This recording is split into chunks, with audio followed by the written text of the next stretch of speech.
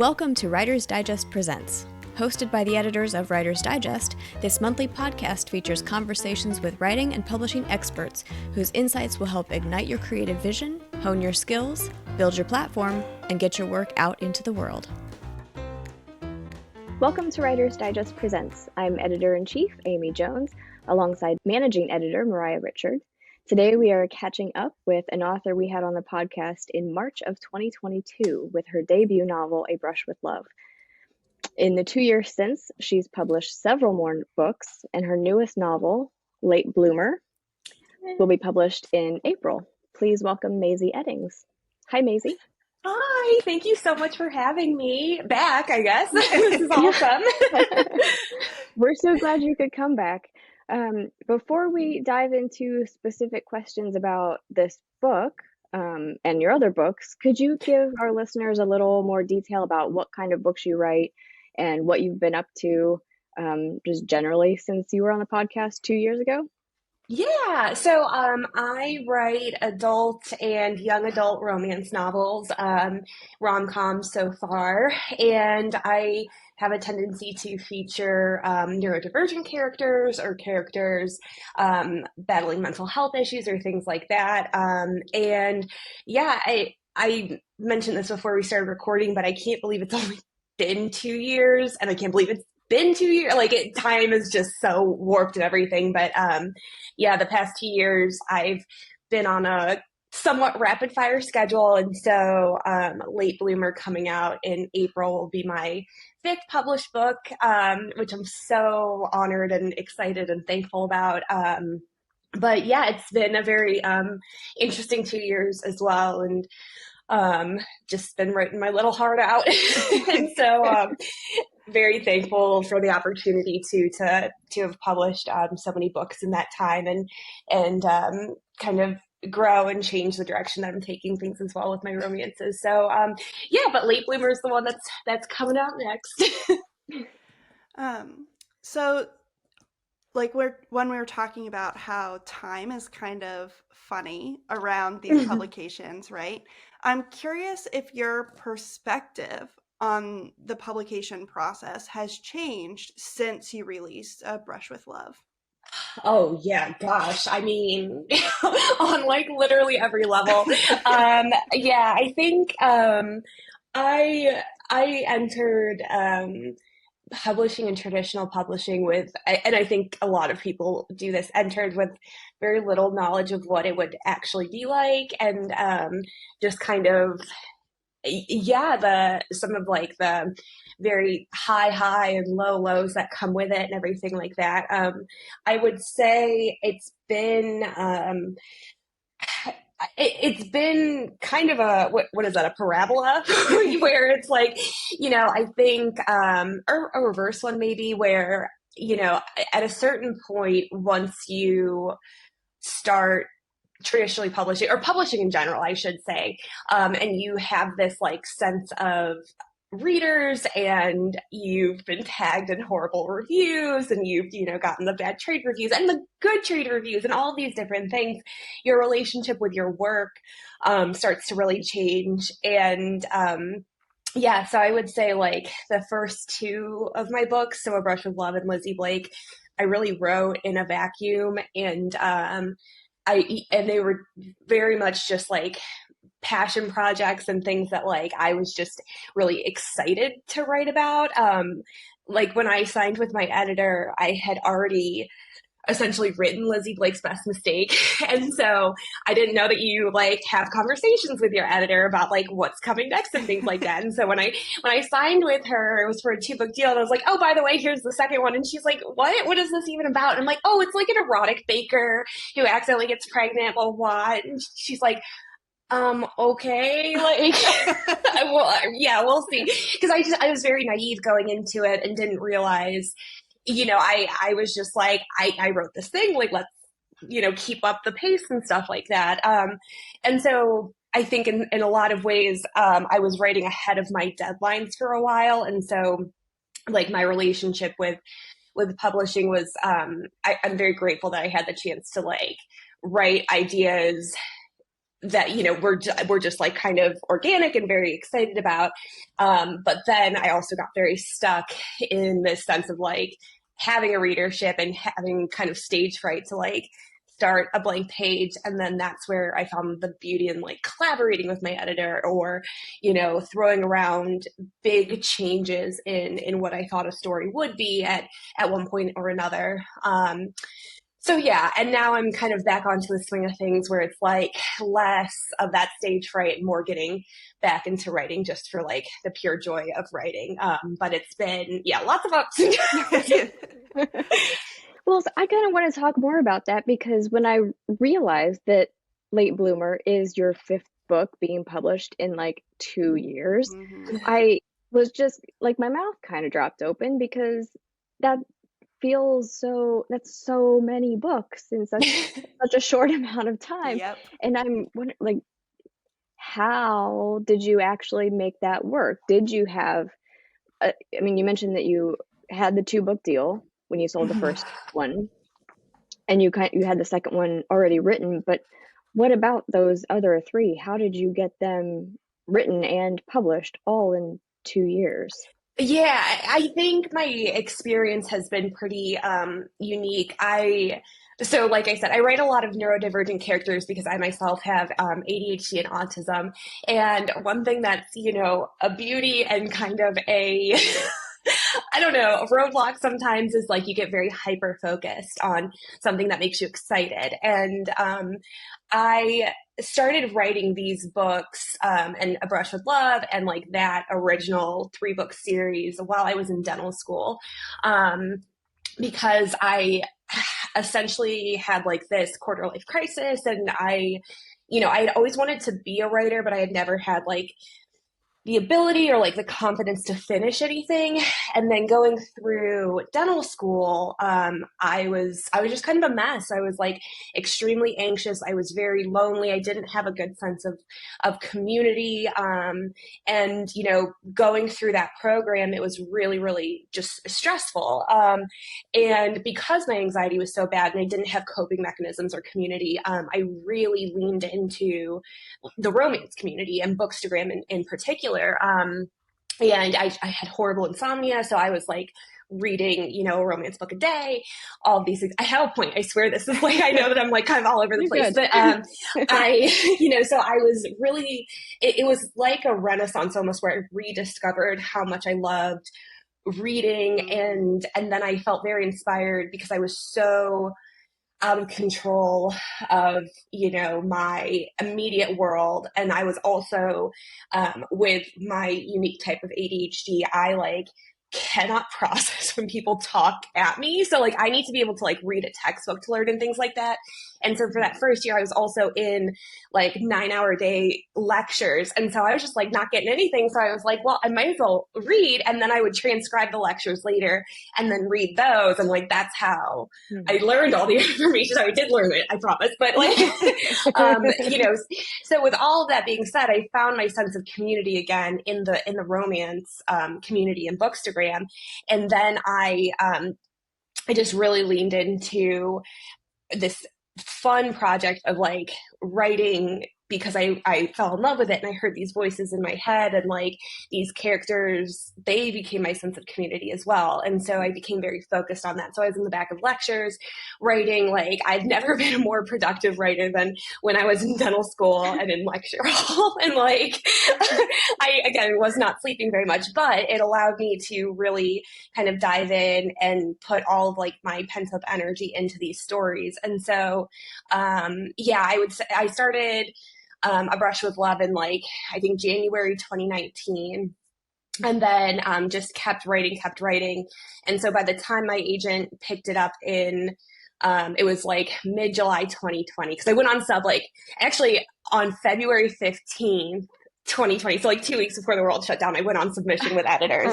And so then to cope with that, I just kept writing too. And so my editor wanted a spring release. And so she signed me in 2020, but then we pushed it to 2022. And then I was just churning these out because I was having such a good time with it. And so then she's like, this is great. Like, let's build a backlist kind of with more rapid releases and things like that. And I was like, hell yeah, because I don't like waiting, and like I love instant gratification, and publishing is not that, like 100% of the time. And so yeah, then I started to hit some roadblocks, and like started flirting with deadlines a bit more. And so now I'm at the point where I'm working to keep up with my deadlines. So I'm slowing down quite a bit between releases, and like it's going to be closer to one a year now. But yeah, it was just like the product of like anxiety and not knowing what to do with any of it. And then my editor being game and like being really good sport about it all and being like, yeah, let's try this. Let's see what happens. Wow. I love that. I love that you're able to like make that work. Mm-hmm. You know, and that your editor and your agent are both on board for that. That's so, you're right. That is a unique situation in the publishing industry. Yeah, I feel very, very lucky. I'm given a lot of creative freedom to kind of just try and see how things turn out. And so I'm just incredibly grateful for that.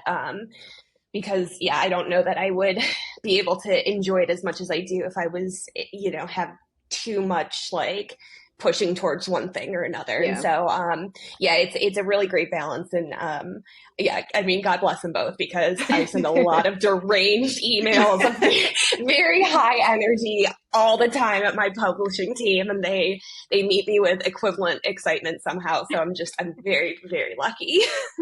You know, so I feel like that kind of came through there was an essay that's included in the back of the advanced reader copy of the book about how the title came to be. And I don't know, will that be in the version that is on shelves? Okay, perfect. Because I want people to be able to read that. I think it's such a great essay about how titling happens in publishing. I used to edit books before I worked on the magazine for Writer's Digest, and explaining to the authors that the title they submitted with their project was probably not going to be the one that would make it onto the cover, you know, for all the reasons you included in here, like SEO, other books that have similar titles, all of those things. Taylor Swift, like also her. They were really hard conversations because titles are so personal to people, and I wish more authors knew to expect that going in. So without like reading the essay in full, could you talk a little bit more about what that was like for this book and for your other books? Yeah, well, so I have yet to name a book from like beginning to end. Like A Brush with Love was originally called Tongue Tied. Lizzie Blake's Best Mistake was originally called A Taste of Chaos. The Plus One was Of Love and Letter. Like, I mean, at this point, I don't even know why they make me put a title on the docs that I submit, because I'm just like, it's gonna change. It's not gonna be like, I am so done getting emotionally invested in this. Like seriously. And so, yeah, and like it's a running joke now too with my team. Like I was talking to my editor recently, and I'm like, I think we said something about like Lavender Haze, and I'm like, is it too late to change the title on Late Bloomer? Because we just went back and forth for so many months on it. But yeah, well, the titling around this book, it was originally, and I don't want to share this because I still want to use this title, but like it was originally called Pining, and it took place on a Christmas tree farm.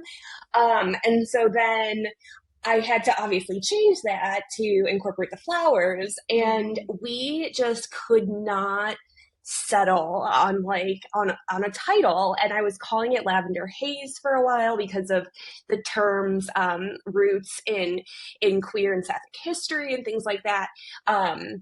And then Lavender Haze came out, the Taylor Swift song, and so we were like, like they can't do that. Like there's no competing with the monolith. And like, Right. and then it was like Late Bloomer, but then there was another Late Bloomer that came out like I think 2 years ago, and so we're like, is that too close? It was a different genre, and then it just became like it was like a brain dump. I put so much brain power behind so many different titles, and they were all so silly, like Best Buds, Anemones to Lovers. Like, I was going for anything and everything, and there was lots of debates with sales, and like I think there was an internal poll at one point where they were kind of like deciding, and then my editor had a dream, and she's like, I think that we should go with this.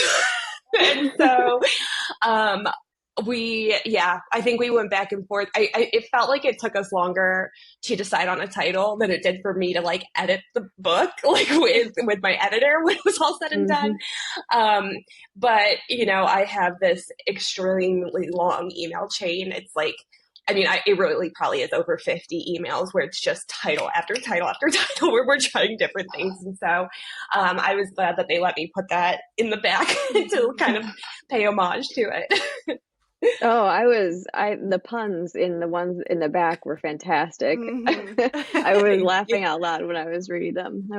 They were great. Thank you. Yeah, my friend, my closest friend, Emily, she's like a pun master. And so that was like 90% of our conversations too. I was like, can you think of anything with carnation? So she was a big help there too. So a tiny bit of a topic swerve, but I have to say, like, dare I say that of all of your books, Late Bloomer might be my favorite, which is like, I can't believe I'm saying that because like A Brush with Love just like lives in my heart. And it's one of those things, like as a reader, I feel like I know all of the things that you did so well with this book in particular. But I'm really curious, like, what do you feel like you did really well with this book? Oh my gosh. I'm going to cry, because I'm at one of those points where I was flipping through it the other day and I like read a random page and I'm like, I can't believe they're letting me publish this. And I was like in my diary, like, I suck and like all this stuff. It never goes away. I will say, this book, I think one of the things that I did differently, well, first of all, this was my first adult book where I wrote from the first person perspective. And so that was a big shift. And I just wanted to try something new and it kind of felt right with it. And so I really had a good time with that and like leaning into that very immersive first person. And so now I'm kind of addicted to writing in first person. So I'm like, oh, I wonder if I'll ever go back. But yeah, so I feel like as far as like challenges go, that was something new for me from the adult perspective. I had done that with my YA as well. And so a little bit of practice there. And then the other thing that I felt just like really connected to with this story is I felt like I really, really tried to listen to the characters. And like I felt like I knew them very, very deeply. And I feel that way about all my books. But this one in particular, like I alluded to, it was originally supposed to be like a holiday themed book and stuff like that. And I could not make it work. And like the characters were just like really digging in their heels against that. And so it was like I was having a conversation with them too. And I was like, what's going on? And so I was really glad that I was able to pivot it and have it be this spring and flower and warm book, because I think that really fit them. And like, it was spring with the freshness and new life and things like that, and how their relationship brings new life to both of them. And so, yeah, I think, I felt like I did that well in that I just listened to these characters and kind of set aside my own like publishing scheduling goals and was like, okay, like this is what they want, this is what they need, and this is what I'll do. And then it allowed me to play more so with, I think, setting and also just kind of, yeah, like that atmospheric vibe of the flowers and being on this flower farm and like cottage core and stuff like that in a way that I hadn't done with my previous books, because setting is something I don't do as often or like focus on as much, I've realized. And then this one, I kind of leaned into it a lot more. So, yeah, I don't know. Well, I'll just add in that one of the things that I loved about this book and also about Tilly and Technicolor was that these characters they have such great groups of friends, or they gain great groups of friends from the new relationship that comes out of the story. The protagonists, they have these experiences of people treating them poorly, and then they find that found family that show them how they should be treated, which is with love and kindness and respect. And I think that's one of the things that I really enjoy about romance books in general. Like, I find that to be a theme throughout, that it's not just about this relationship between the couple, it's about their friend groups too. And I wanted to know from your perspective, why, if you could talk a little bit about why it's important for you personally to include that kind of thing in your stories. Yeah, absolutely. And I completely agree. I think friend groups are kind of, and especially with books published in like the last 10 years or so, where that friend group is kind of a staple of Mm-hmm. the rom-com genre and stuff. And it's so fun. Yeah, I think to me, like, going back to that sense of community and things like that, it's really hard. Um, I guess when I look at like people in my real life getting involved in relationships and things like that too, I'm always a big advocate for having a strong like sense of community or family or support. So you're not fully relying on one person to fill all of those needs. And I think that kind of gets reflected in my books and the characters that are in there.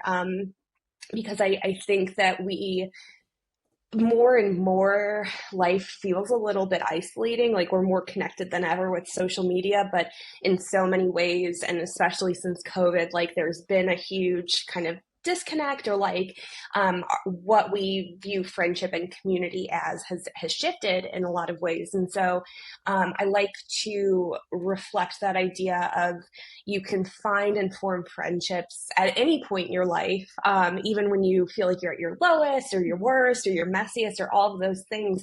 That's kind of when you find those purest relationships. And yeah, I think I also just am very fascinated by the concept of love, right? And like, so we have romantic love in a romance novel, but I always think of the characters as well as kind of like, they start off very like amorphous, and as they're moving through the book more and more, they gain a better sense of self, and like their features become sharper, and their like sense of identity becomes better, and their sense of self-love becomes better. And so towards the end, it's still these two individuals, but they're connected, they're holding hands, and then they have this sense of like friendship and support and love around them as well. And then I think the other thing too is I just wanted to kind of normalize having I almost swore, I don't know if I can swear on here, but like messed up family relationships, and like, like toxic family relationships, because those exist for everybody. Like, I don't know anybody that doesn't have like at least one toxic family member,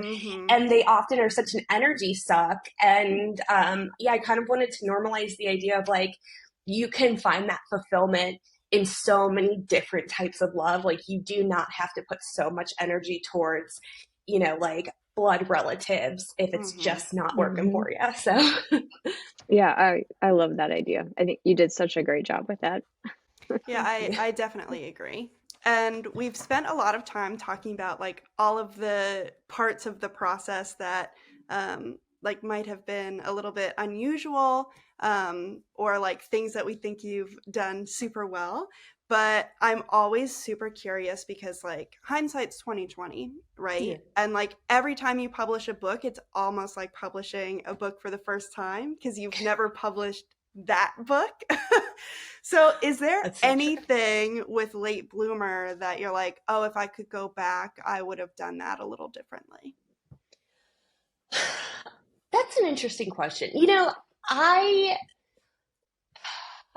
think I try to look at work. So I'm reading right now. I can't even think of the book's title, but it's Rick Rubin's like book about creativity. It's like the creative act or something like that. And one thing that I read in there recently was that when we create a piece of work, like it is our intention, right? And like what we were trying to kind of say or express like at the point in time when we've worked on it. And so I've kind of made a pact with myself where I try very hard. I put as much like intentionality into my books as I'm working on them. And I do the best that I can with the experience that I have at each point in time. And like, I learned so many things with each book, but I really try not to look back in a hindsight point where I'm like, I wish I would change that. I wish I would do that differently, because I can't change it. If it was something like egregious that I learned from and things like that, like, of course I would, make those changes whatsoever. But from like a craft standpoint where,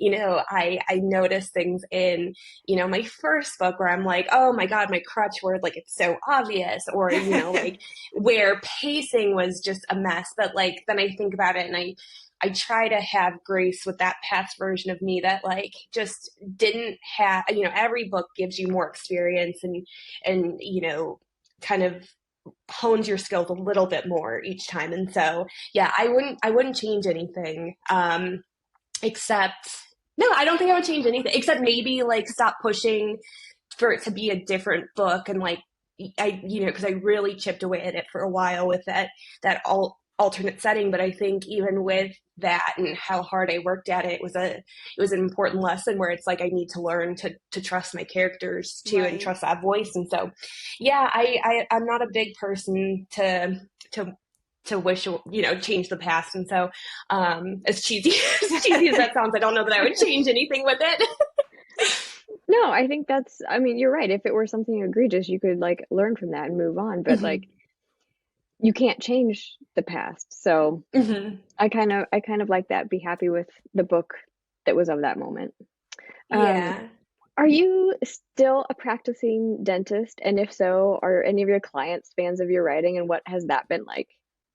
I am. Yeah, I work full time as a dentist too. None of them know, as far as I know. Like, really? Yeah.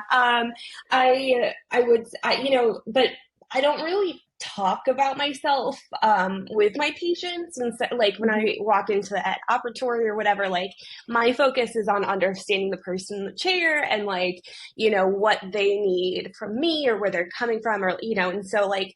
It's very rare that I talk about anything besides kind of them and like what I can do to take care of these patients and stuff like that.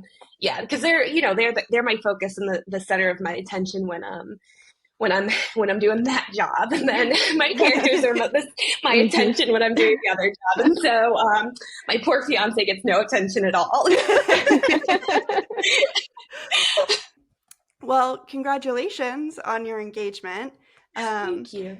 And I'm also curious, like, what is next for you? Because you are balancing these two careers. You've talked about slowing down your publication pace a little bit. Like, can you give us any details about what your next project's going to be? Yeah. So I am really, so I don't mean to be like a tease, but there's not much I can say on it right now, but what I'm working on at this moment will come out probably summer of 2025. So okay. A little over a year, which is the longest I've ever gone between books. And so I'm also like preparing myself to like panic and have FOMO and feel like I'm like a slug's pace and stuff like it's going to be very, very different.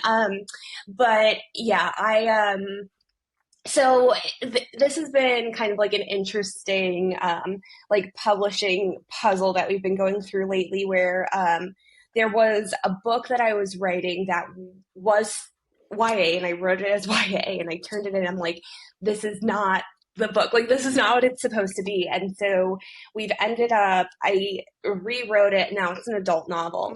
And so again, you know, that whole lesson of like learning to trust that inner voice and stuff like that. But within that process, I then started, which the book that we thought would be book 7, I guess, in like this big long line. But now we're really excited about like certain elements of it. So it's been pushed up to book 6. And so, yeah, it's probably like the, I don't know, these two are just like so out of control and so out of pocket with each other. And, like, I'm having such a good time, and like, they're just making me laugh so hard. And it's probably one of my more like outrageous kind of subplot lines and stuff like that. As if a flower farm and a woman buying property on Facebook Marketplace to paint shoes isn't wild enough. Like, so, yeah, I don't mean to tease, but that's kind of all I can say right now. But hopefully, if I can get my butt in gear, I'll finish it up soon enough, and then I can talk about it more, because I'm very excited. I love that. So something that I asked you back in 2022, and I'm going to ask you again, is would you like to share some advice for our listeners? Oh, yeah. What do you know? What advice I gave? I have to go back and listen and hear what I said last time. Oh gosh. Okay. So advice, I would say, to me, like the biggest thing that you can do is, so there's a couple of things. One is read as much as you can. Is that what I said last time? Yeah. I feel like that might have been, was that it? Yeah. Okay, yeah. Well, that's the whole true. So read as much as you can within your genre, within other subgenres, within everything. Like, I'm reading like this history of like the occult right now, has nothing to do with any of the books that I write, but I'm just like, you know, you find sparks of inspiration in the way that other people tell stories, regardless of what that story is. And so that's a huge one. And then I think my other piece of advice too is kind of just embrace the joy of writing as hard as you can, because it will leave you at times, especially when you start developing like a financial relationship with your creative work. It really kind of shifts kind of the purity of creation and art and things like that, to where you start having this kind of internal conversation about like monetizing art and like people consuming it and all of these things. And so it becomes sticky and different. And so hold on to your love of it as much as possible, and like cherish that, honor that, and enjoy that as much as you can. And like, that's the thing to protect and nurture more than anything else. Because that's where all the worth comes from, is that joy and loving what you're doing, and not doing it because you expect a certain level of notoriety or sales or anything like that. That was fantastic. I love that you're reading about the occult. That's fascinating. But I think that's really great advice to, you know, hold on to the joy of writing for as long as you can. Well, Mazey, it has been fantastic talking to you and having you back to the podcast. Where can people go if they want to find out more about you and your books? Well, thank you for having me. You guys are always such a treat to chat with, and this has been amazing. Yes, where can people go? MazeyEddings.com, www.mazeyeddings.com. Hopefully that's still working. I've had some website issues, but like, fingers crossed. And then, yeah, on Instagram, I'm like at Mazey.Eddings, I think. And then TikTok's like Foxy Grandpa 27 or something like that, you know, ridiculous. But yeah, so that's kind of where you can find me. And yeah. Yeah, I would also encourage everyone to be on the lookout for our March-April issue of Writer's Digest, in which Mazey has an essay about writing this most recent book, Late Bloomer. Oh my gosh, there's a hard copy of it. Oh my gosh. Yeah. That's you awesome. should be getting yours any day now. Yes, they should. Yay. They should be in the mail. Thank you. Oh, that's so cool. Yeah. Well, thank you again for joining us. I appreciate it. Thanks for having me. And thank you for listening to Writer's Digest Presents. Join us next month when we'll be taking a deep dive on characters, which is the theme for the March-April issue. Until then, you can always find us at writersdigest.com and on social media at Writer's Digest. See you next time.